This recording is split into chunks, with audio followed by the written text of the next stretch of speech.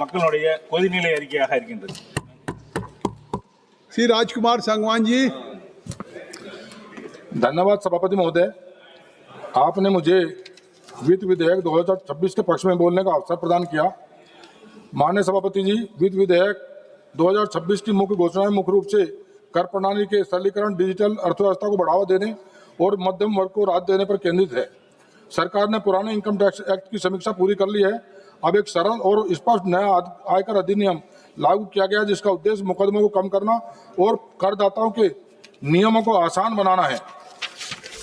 विदेश यात्रा के शौकीनों के लिए बड़ी राहत देते हुए विदेश यात्रा पैकेज पर 5% से घटाकर 2% टैक्स कर दिया गया है। अब करदाता अपने इनकम टैक्स रिटर्न को 31 मार्च तक संशोधित कर सकेंगे, जिसकी समय सीमा पहले 31 दिसंबर थी। विदेशी कंपनियों पर कॉर्पोरेट टैक्स की दर को 35% से घटाकर 30% कर दिया गया है, ताकि विदेशी निवेश को बढ़ावा मिल सके। मोबाइल फोन, चार्जर और बिजली के कुछ कलपुर्जों पर सीमा शुल्क कम किया गया है, जिससे आने वाले समय में इलेक्ट्रॉनिक उपकरण सस्ते हो सकें।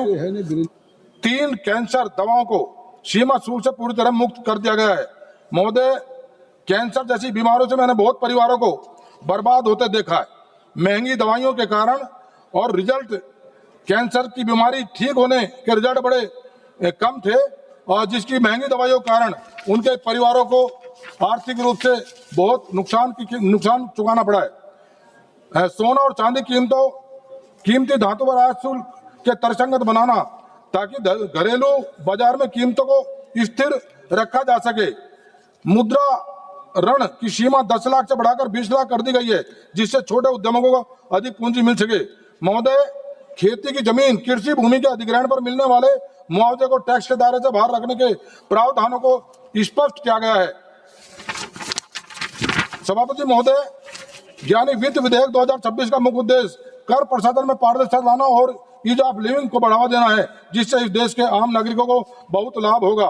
माननीय सभापति महोदय, यह विधेयक देश में महंगाई नियंत्रण और विकास को मजबूत करेगा। यह मध्यम वर्ग, किसानों और युवाओं के कल्याणकारी योजनाओं को गति देगा। यह भारत के प्रगति को आधार बनेगा। इसलिए मैं पूर्ण हृदय से इस विधेयक का समर्थन करते हुए अपनी एक मांग आपके समक्ष महोदय रखना चाहता हूं। एक तो सर, अभी बात रखी गई थी, जो देश के खिलाड़ी एशियाड ओलंपिक में जो मेडल लाने का काम करते हैं और आर्थिक रूप से कमजोर हैं, उनके रहने के लिए, खाने के लिए और अच्छी कोचिंग के लिए उनका निःशुल्क इंतजाम किया जाना चाहिए। उसके लिए बजट बढ़ाया जाना चाहिए। और मेरा जो बागपत लोकसभा क्षेत्र है, इसमें किसानों को सशक्त बनाने के लिए बागपत लोकसभा क्षेत्र के चौगामा क्षेत्र में एग्रीटेक पार्क पर विचार भी किया जाना चाहिए। महोदय, एक मांग और मेरी बहुत महत्वपूर्ण है। अभी जो किसानों के भूमि अधिग्रहण से संबंधित थी, यदि कोई किसान किसी सार्वजनिक परियोजना हेतु स्वेच्छा से अपनी कृषि भूमि सरकार अथवा विकास प्राधिकरण को हस्तांतरित करता है, तो इस लेन देन को सामान्य बिक्री मानते हुए उस पर पूंजीगत लाभ कर लगाया जाता है। जबकि इसके विपरीत यदि वही भूमि अर्जन, पुनर्वास और पुनर्स्थापना में उचित मुआवजा और पारदर्शिता अधिकार अधिनियम 2013 के अंतर्गत अनिवार्य रूप से अधिग्रहित की जाती है, तो प्राप्त मुआवजा आयकर अधिनियम की धारा 1037 के अंतर्गत पूर्णतः कर मुक्त होता है। महोदय, ये भेदभाव है।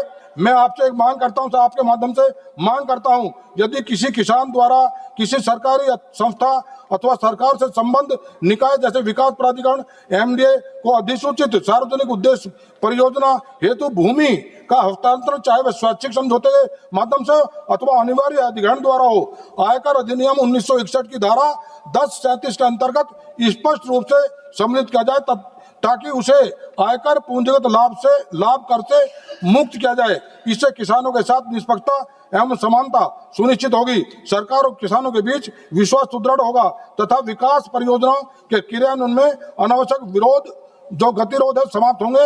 यह व्यवस्था राष्ट्र निर्माण में किसानों की भूमिका को अस्थायी स्तर के सम्मान देने का अनुरूप होगी। बहुत बहुत धन्यवाद महोदय, आपने मुझे बोलने का अवसर दिया। राम सिंह जी।